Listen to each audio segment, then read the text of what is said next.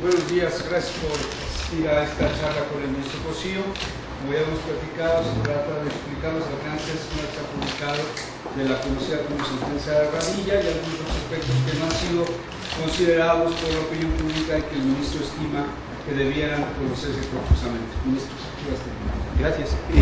No sé si todos la conocen o quisieran que brevemente hiciéramos un recordatorio del asunto, para que después de ahí, si ustedes lo desean, tuviéramos unas preguntas y respuestas. El asunto es que una vez que se dicta la sentencia, o por motivo de la sentencia, lo más importante es que se ha creado en México, creo yo, a partir de la sentencia, un nuevo modelo de control de constitucionalidad. Por supuesto está el antiguo control concentrado, que se realiza exclusivamente por los órganos del Poder Judicial de la Federación en controversias, acciones y amparo. Esto pues es lo que ha existido desde hace muchos años y sobre eso pues no hay mucho que decir en cuanto a las consideraciones del control. Adicionalmente a eso se creó lo que le denominamos el control difuso, y es la posibilidad de que todos los órganos jurisdiccionales del país, esto es muy importante, todos, da igual si son federales o estatales o en cualquier procedimiento, puedan dejar de aplicar una norma que al momento de resolver el juicio estimen inconstitucional. Esto creo que es de una importancia enorme, sobre todo en materia penal, porque en algunos casos puede darse la situación de que esa norma que se desaplicó hubiera sido la norma mediante la cual se iba a establecer la resolución o imponer una pena, y esto puede producir en su momento una situación de libertad o de disminución de la pena. Y en tercer lugar, además de este control concentrado, este control difuso, la Corte le dio sentido al párrafo tercero del nuevo artículo primero en la materia de reformas constitucionales en derechos humanos, para decir que todas las autoridades del país deben privilegiar una interpretación pro persona a efecto de lograr la mayor protección de los derechos humanos están establecidos en nuestra Constitución o estén recogidos en los tratados internacionales que hubieran sido ratificados por el Estado mexicano. Entonces, como ustedes ven, pasamos de un sistema donde teníamos amparos, controversias y acciones a un sistema en el cual está este modelo concentrado y la posibilidad de que todos los órganos jurisdiccionales del país desapliquen las disposiciones y adicionalmente que todas las autoridades del país deban en su momento llevar a cabo una aplicación pro persona de estos mismos derechos.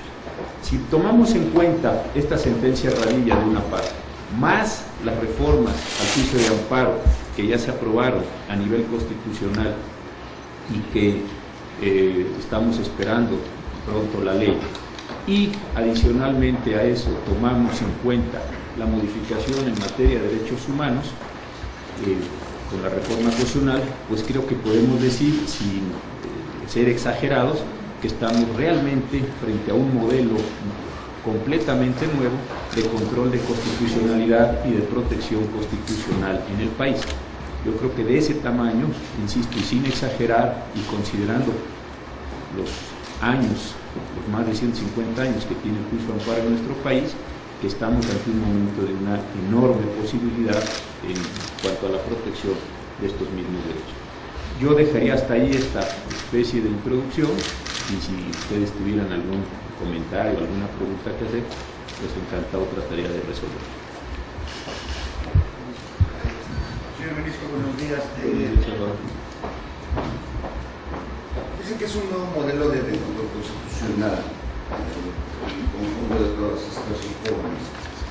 Esto quiere decir que prácticamente están obligados todos los jueces, magistrados, ministros, precisamente a caer en este punto, que es uno de los más importantes de la sentencia del caso Radilla, de que sean juzgados en tribunales civiles cuando atenten contra la ordenación de un civil, sino que ya es una obligación o es una mera interpretación. No, esta es una segunda parte, y qué bueno que la trata, de la misma sentencia. En la primera parte de la sentencia, digamos, está constituido todo este modelo de constitucionalidad. Y en la segunda sucede lo siguiente: La Corte Interamericana considera que el artículo 13 de la Constitución mexicana es un artículo que satisface los estándares del pacto y la convención, es decir, es un precepto constitucional que hace bien, a juicio de la Comisión, en recoger un sistema mediante el cual los delitos y faltas contra la disciplina militar puedan ser juzgados por tribunales militares.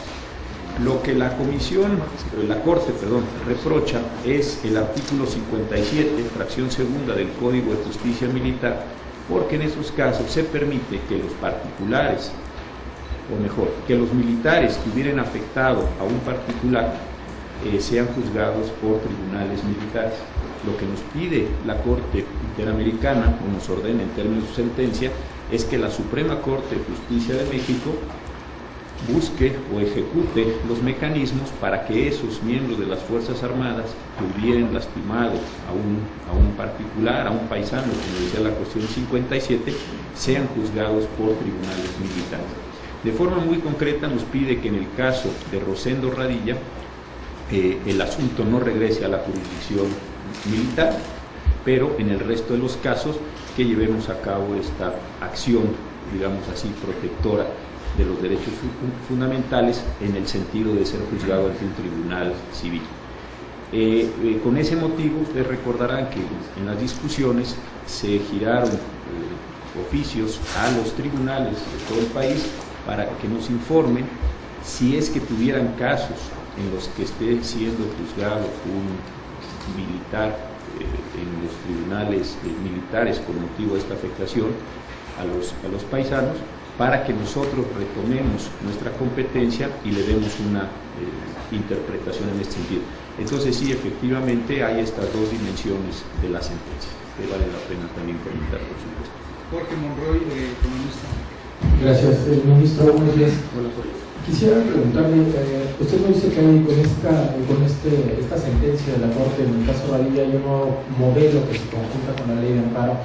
Sin embargo, uno quita a la hija de Rosendo Radilla, ella dice que no hay ni siquiera un 70% de avances en la resolución y en la aprobación en el Senado. Sí es un paso fundamental, porque también se decía que a pesar de ser una ampliación grande para los derechos de las personas, porque se amplía el abanico de posibilidades para que puedan acceder a él, pues también hay un agotamiento del mismo para que no pueda la Corte y los tribunales cargarse de trabajo. Gracias. No, gracias, al contrario. Yo creo que del avance pasa lo siguiente. Lo muy interesante de la sentencia del caso Radilla, vamos a decir, la sentencia de la Corte Interamericana, es que es la primera sentencia que nos señaló obligaciones específicas al Poder Judicial en general y a la Suprema Corte en particular. Estaban otras resoluciones, la de Campo Algodonero antes, la de Jorge Castañeda antes, pero específicamente en este caso sí se nos señalaron estas obligaciones. Entonces vale la pena entender que la Corte se pregunta sobre si hay o no una obligatoriedad particular hacia ella misma, hacia el Poder Judicial, y cómo se debe realizar esta obligatoriedad, cómo se debe introducir al orden jurídico mexicano. Este creo que fue el primero y muy importante problema.